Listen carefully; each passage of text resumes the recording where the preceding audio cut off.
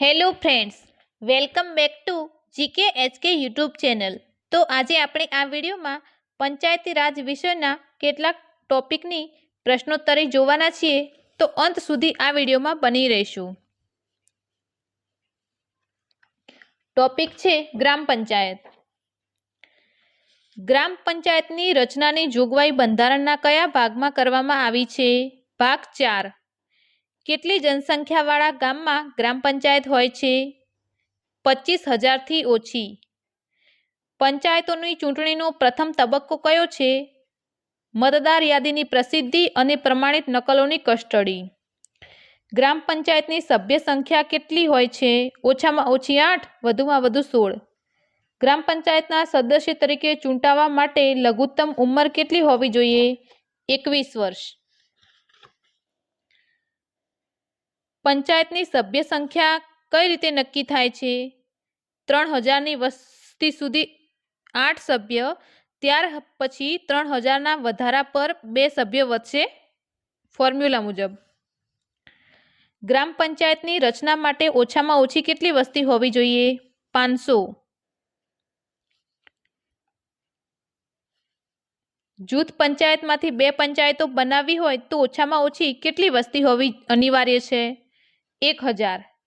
પશ્ચિમ બંગાળમાં પંચાયતોના કેટલા સ્તર છે જે અપવાદ છે? 4।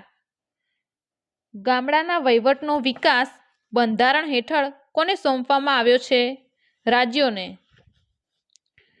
પંચાયતો માટે નિમાયેલ રાજ્ય કાઉન્સિલના અધ્યક્ષ કોણ હોય છે? પંચાયત વિભાગના પ્રધાન। મતદાર યાદી ક્યારે તૈયાર કરવાની હોય છે? પંચાયતની મુદત પૂરી થતી હોય તેના 2 મહિના અગાઉ। કયા રાજ્યોમાં પંચાયતી વ્યવસ્થા નથી? મિઝોરમ, મેઘાલય, નાગાલેન્ડ। પંચાયતની વહીવટી કામગીરી કોણ કરે છે? પંચાયત મંત્રી। કઈ પંચવર્ષીય યોજના દરમિયાન ભારતમાં પંચાયતી રાજ શરૂ કરવાનો પ્રસ્તાવ રજૂ થયો હતો? બીજી। પંચાયતોની ચૂંટણી કોની દેખરેખ હેઠળ થાય છે? રાજ્ય ચૂંટણી પંચ।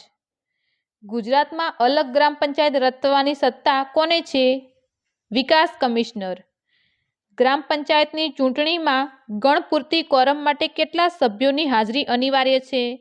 સરપંચ, ઉપસરપંચ સહિત કુલ સભ્યોના 1/3 સભ્યો। કઈ સ્થાનિક સ્વરાજ્યની સંસ્થામાં પક્ષીય ધોરણે ચૂંટણી થતી નથી? ગ્રામ પંચાયત। ગ્રામ પંચાયતની પ્રથમ સભા ક્યારે મળે છે? ચૂંટણીના પરિણામો પ્રસિદ્ધ થયાના 4 અઠવાડિયામાં। ગ્રામ પંચાયતના સરપંચ કે ઉપસરપંચને કોણ સસ્પેન્ડ કરી શકે છે? જિલ્લા વિકાસ અધિકારી। જો ગ્રામ પંચાયતનું વિસર્જન થયું હોય તો વિસર્જન તારીખથી લઘુત્તમ કેટલા સમયમાં નવી પંચાયત માટે ચૂંટણીઓ થવી જરૂરી છે? 6 મહિનામાં। ગ્રામ પંચાયત દોષિત ઠરે તો તેને કોણ બરખાસ્ત કરી શકે છે? રાજ્ય સરકાર। ગુજરાત સરકારે નક્કી કરેલા ધોરણો અનુસાર દરેક ગ્રામ પંચાયતમાં ગોચર માટે કેટલી જમીન હોવી ફરજિયાત છે? 100 પશુ માટે 40 એકર। જંગલ વિસ્તાર નજીક હોય તો ગોચર માટે સરકારી ધોરણ અનુસાર કેટલી જમીન હોવી જરૂરી છે? 100 ઢોર માટે 20 એકર। ગામની ખરાબાની જમીનનો ઉપયોગ કરવાની મંજૂરી કોણ આપી શકે છે? કલેક્ટર। ગૌચરની જમીન ગ્રામ પંચાયત પાસેથી કોણ પરત લઈ શકે છે? કલેક્ટર। ગામમાં આવેલી ગૌચરની જમીનનો વહીવટ કોણ કરે છે? ગ્રામ પંચાયત। ગૌચરની જમીન કેવી રીતે વધારી શકાય? ગ્રામ પંચાયત ઠરાવ કરીને કલેક્ટર સમક્ષ માંગણી કરે। ગ્રામ વનની ચોખ્ખી ઉપજની કેટલી રકમ ગ્રામ પંચાયતમાં જમા થાય છે? 75%। ગામ તળ અંતર્ગત આવતા પ્લોટની હરાજી થાય તો તેની રકમ ક્યાં જમા થાય છે?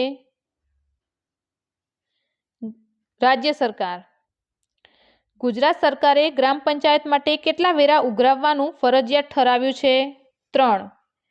બિનહરીફ ચૂંટાયેલ ગ્રામ પંચાયતોને અનુદાન આપવાની જોગવાઈ ક્યારથી શરૂ થઈ?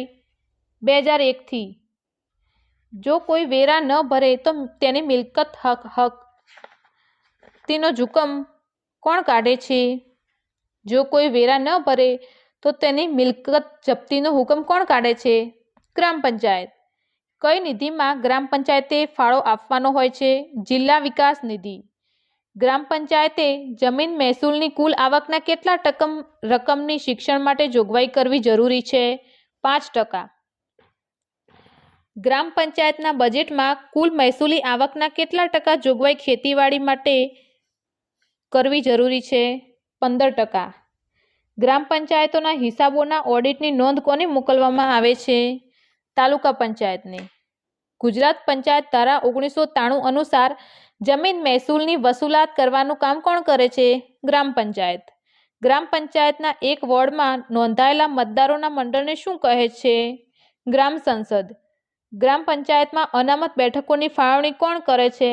કલેક્ટર. કયા રાજ્યમાં ગ્રામ પંચાયતને ગ્રામ સભા પ્રત્યે જવાબદાર બનાવવામાં આવે છે? પશ્ચિમ બંગાળમાં.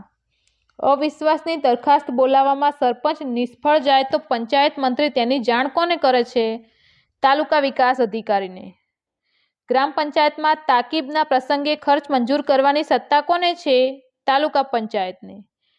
પંચાયતને થતી આવક શામાં જમા થાય છે? ગ્રામ ફંડમાં. ભારત સરકારની ગ્રામ વિકાસ એજન્સી મારફતે ગ્રામ પંચાયતોમાં કયા 5 ગ્રામ મિત્રો નીમવાની જોગવાઈ કરવામાં આવી છે? વિકાસ, આરોગ્ય, કૃષિ, શિક્ષણ અને જનકલ્યાણ. ગ્રામ પંચાયત પર કોનું નિયંત્રણ હોય છે? તાલુકા વિકાસ અધિકારી, જિલ્લા પંચાયત અને વિકાસ કમિશનર. ગામમાં રાષ્ટ્રીય સેવા યોજના હેઠળ શિબિર ગોઠવવા કોને અરજી કરવાની હોય છે? તાલુકા વિકાસ અધિકારીને. દરેક ગામડામાં સમાધાન પંચમાં કેટલા સ્થાયી સભ્ય હોય છે? 1. પંચાયતના સભ્યો સતત કેટલી બેઠકોમાં ગેરહાજર રહે તો તેનું સભ્યપદ ખાલી ગણવામાં આવે છે? પ્રથમ બેઠકથી સતત 4 બેઠક. ગ્રામ સેવકનું પદ ક્યારથી અસ્તિત્વમાં આવ્યું? 1952થી. ગ્રામ પંચાયતના પથદર્શક અથવા તો ઉદ્દીપક તરીકે કોણ ઓળખાય છે? ગ્રામ સેવક. ગ્રામ પંચાયતની રચના માટે જમીન મહેસૂલની વાર્ષિક આવક કેટલી હોવી જોઈએ? 1000 રૂપિયા. સમરસ ગ્રામ પંચાયત એટલે શું? ગામમાં બિનહરીફ ચૂંટાતી હોય. ગ્રામ પંચાયતની બેઠક ગ્રામ સભાના કેટલા દિવસ અગાઉ મળે છે? 1 દિવસ. ગ્રામ પંચાયતોમાં કુલ સભ્ય સંખ્યા નક્કી કરવાની સત્તા કોને છે? કલેક્ટરને. ગ્રામ પંચાયતની પ્રથમ બેઠકની તારીખ કોણ નક્કી કરે છે? તાલુકા વિકાસ અધિકારી. સમન્વય વેબ પોર્ટલનો પ્રારંભ ક્યારથી થયો? વર્ષ 2015થી. ગ્રામ પંચાયતમાં કઈ સમિતિ ફરજિયાત હોય છે? સામાજિક ન્યાય સમિતિ અને પાણી સમિતિ બંને. ગ્રામ પંચાયત કારોબારી સમિતિ 5 સભ્યોની બનશે તે જોગવાઈ પંચાયત એક્ટની કઈ કલમમાં છે? કલમ 92. ગ્રામીણ સ્તરે વન પેદાશ સમિતિના અધ્યક્ષ કોણ હોય છે? ગ્રામીણ સ્તરે ગૌણ વન પેદાશ સમિતિના અધ્યક્ષ કોણ હોય છે? સરપંચ.